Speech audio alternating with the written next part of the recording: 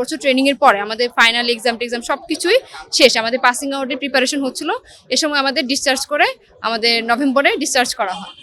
এখন আমরা ওখান থেকে বের হওয়ার পর আমরা স্বরাষ্ট্র মন্ত্রণালয়ে স্মারকলিপি জমা দিয়েছি, বিভিন্ন জায়গায় গিয়েছি কথা বলার জন্য যে আমাদের কেন বের করা হলো। ওখানে একটা অভিযোগ ছিল যে নাস্তা না খাওয়ার জন্য।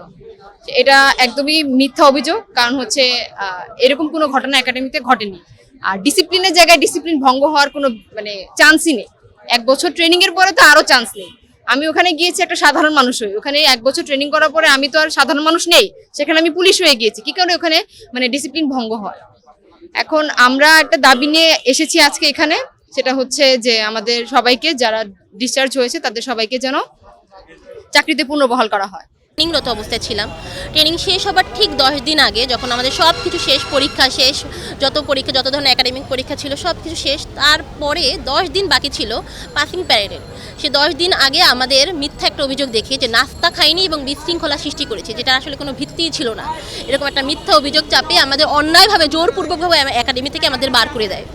এরপরে আমাদের আরও 58 জন, আমাদের পরে আরও 3 জন এবং 8 জন, এরকম করে মোট 321 জনকে একাডেমি থেকে বের করে দেয়। একটা বছর মাথার ঘাম পায়ে ফেলে যে আমরা পরিশ্রম করেছি, বিনা বেতনে পরিশ্রম করার পরে আমাদের এইভাবে একাডেমি থেকে বের করে দেওয়া, এটা আমাদের উপরে, আমাদের পরিবারকে ধ্বংস করে দেওয়া, আমাদের তো শেষ করে দেওয়া। এর থেকে মৃত্যু শ্রেয় আমি মনে করি, যেটা মৃত্যু যন্ত্রণা ভোগ করতেছি। অন্যায়ভাবে বের করে দিয়েছে, এটার বিষয়ে আমাদের একটাই দাবি, সেটা হচ্ছে পুনর্বহাল করা, এবং সেটা আজকের মধ্যে আমাদের লিখিতভাবে এটা দিতে হবে। যদি সেটা না দেয় তাহলে আমরা পরবর্তীতে কঠোর কর্মসূচিতে যাব। প্রশাসন মন্ত্রণালয়ের নবনিয়োগ শাখা থেকে যে বিজ্ঞপ্তি জানানো হয়েছে, তার প্রেক্ষিতে আজকে আমরা এখানে আসছি আবেদন জমা দিতে। আমরা আবেদনটা জমা দিচ্ছি এবং ওনাদেরকে সম্মান রেখে আমরা জানতে চাচ্ছি যে আমাদের 15 তারিখের মধ্যে নতুন করে আবার বাদ পড়াদের গেজেটে অন্তর্ভুক্ত করে এবং 15 তারিখে যেন সবার সাথে আমরা জয়েনিংটা করতে পারি, সেটা আমরা চাই। এটা হচ্ছে আমাদের দাবি।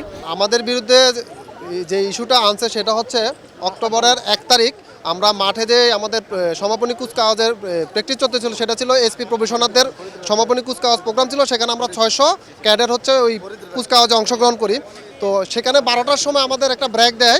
ব্রেকে আমাদেরকে যে নাস্তা করা হয়, সেখানে ওরা আমাদেরকে অভিযোগ আনছে আমরা সেদিন নাস্তা না করে হইচই করে মাঠ থেকে চলে গেছি। কিন্তু এরকম ঘটনা 1 তারিখ আদৌ হয় নাই। এরপরে আমাদের 1 তারিখ যাওয়ার পরে ওরা আমাদেরকে 6 তারিখ মাঠ থেকে আলাদা করে ফেলছে।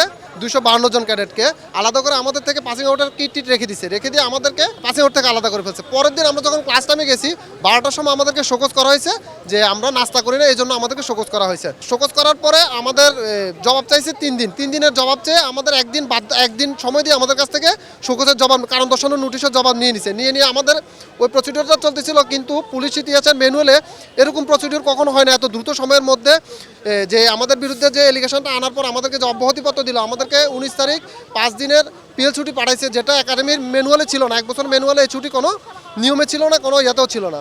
সে উদ্দেশ্যমূলকভাবে আমাদের পিএল ছুটিতে পাঠিয়ে আমাদেরকে 21 তারিখ 252 জন ক্যাডেটকে নিজ নিজ পুলিশ রিজার্ভ অফিসে, এসপি অফিসে, থানায় আমাদেরকে ডিসচার্জ লেটার পাঠিয়ে দেওয়া হয়, যেটা একদমই উদ্দেশ্যপ্রণোদিত প্রহসনমূলক ছিল বলে আমরা মনে করি।